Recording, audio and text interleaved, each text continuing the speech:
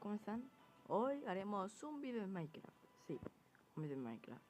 Mire, lo primero que hoy os enseñaré a cómo hacer una fogata con asientos, como la que veis acá, ¿vale?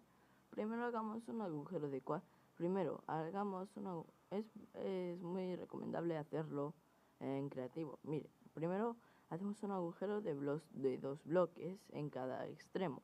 Dejamos un 3×3, ¿vale? Después de esto, yo voy a seguir poniendo